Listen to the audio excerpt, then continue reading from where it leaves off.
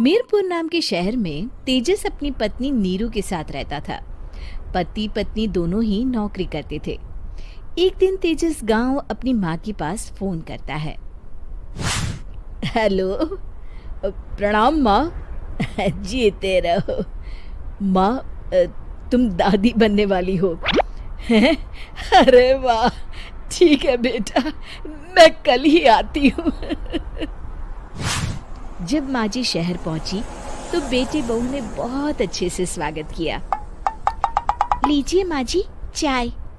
अरे गर्मा गर्म पकोड़े ले आओ माँ के लिए। नीरू रसोई में गई और 2 मिनट में ही पकोड़े ले आई। जी ये लीजिए। बहू, जादू से बनाए हैं क्या? अभी तो रसोई में गई थी। यम्मी। माँ जी, शीला रसोई में पकोड़े तल रही है, मैं बस लेकर आई। हे भगवान, मेरा धर्म भ्रष्ट कर दिया तूने। अब तो गंगा जल से शुद्धिकरण करना होगा। दूसरे दिन, माँ जी मैंने नाश्ता बना दिया है, ऑफिस जा रही हूँ। पर अभी तो घर का सारा काम पड़ा है। शीला आती ही होगी, झाड़ू पोछा बर्तन कपड़े वो सब कर लेगी। हमारे जमाने में घर का सारा काम हम ही करते थे। जी माँ जी, आप बहुत होशियार हैं, मैं घर ऑफिस दोनों नहीं संभाल पाती। तो जरूरत क्या है घर से बाहर जाकर चाकरी करने की? वैसे भी घर का काम खुद करने से घर में बरकत आती है, समझी? पर माँ जी। पर वर कुछ नहीं, इस महीने की पगार मिले फिर ऑफिस बंद। हाँ। रात को नीरू तेजस से कहती है, सुनिए जी, माँ जी बोल रही थी कि मैं नौकरी छोड़ दूं। वैसे ठीक ही तो है, अभी तुम्हें आराम की जरूरत है। फिर भी आराम कहाँ, शीला को छुड़ाने के लिए बोल रही थी। तो अब 24 घंटे में इतना काम तो कर ही सकती हो। पर जॉब पसंद है मुझे, घर पर मन नहीं लगेगा। अगले दिन जब दोनों ऑफिस के लिए निकल रहे थे, मेरी तो कोई कीमत ही नहीं है इस घर में।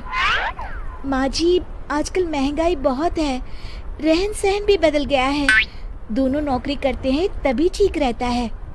अच्छा, तू कहना क्या चाहती है? मेरा बेटा तुझे बिठा के खिला नहीं सकता? तू ही इस घर का खर्च चला रही है, हैं? नहीं माँ जी, मेरा वो मतलब नहीं था। मतलब खूब समझती हूँ, ये बाल धूप में सफेद नहीं किए मैंने। हाँ। अब तो ये रोज का काम हो गया था। तेजस भी रोज की झिकझिक से परेशान हो गया था। एक दिन उसने कहा, नीरू, वैसे भी तुम्हें मैटरनिटी लीव मिलने वाली है, तो अभी से ही छुट्टी ले लो। पर क्या, मेरी सैलरी अच्छी खासी है। आखिर नीरू ने रिजाइन कर दिया। जब बच्चा हुआ तो घर में सब बहुत खुश हुए। कुछ दिनों बाद तेजस फाइल देख रहा था।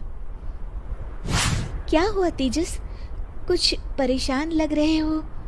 हाँ, वो हमारी जितनी सेविंग्स थी वो तो हॉस्पिटल में और छठी के फंक्शन में खत्म हो गई है नीरू।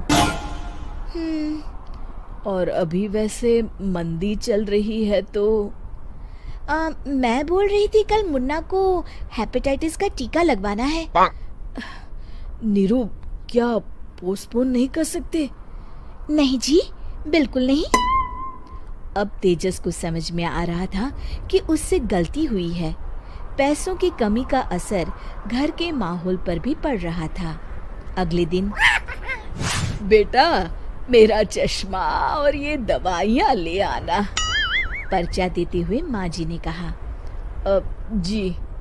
तेजस, मुन्ना के लिए दूध का डिब्बा और डायपर भी ले आना, और ये किराने के सामान की लिस्ट है, इसे भी लाना है। तेजस गुस्से में लिस्ट मरोड़कर फेंकता है और चिल्लाता है, पैसे क्या पेड़ पर उगते हैं? ये ले आना, वो ले आना। अरे पर ये जरूरत का सामान ही है। वो गुस्से में बिना कुछ कहे ऑफिस चला गया। अरे लंच तो ले जाइए। नीरू दौड़कर डिब्बा पकड़ाती है। एक दिन खाना खाने के बाद, नीरू, अब तो मुन्ना कुछ बड़ा हो गया, तो अब तुम वापस ज्वाइन कर लो ना जॉब। पर इस रिसेशन में जॉब मिलना बहुत मुश्किल है। ट्राई तो करो। फिर मुन्ना, माँ जी है ना, और एक फुल टाइम मेड भी लगा लेंगे। पर माँ जी, उन्हें तो पसंद नहीं। तभी माँ जी वहाँ आ जाती है और प्यार से नीरू के सर पर हाथ फेरते हुए बोलती है, अब मेरी समझ में आ गया बहू, पहले के और अब के समय में अंतर है। तुम काम शुरू करो, मुन्ना की जिम्मेदारी मेरी। मेरी प्यारी माँ जी।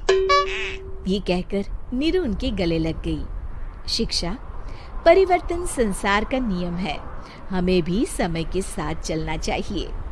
उम्मीद है कि आपको हमारी ये कहानी पसंद आई होगी।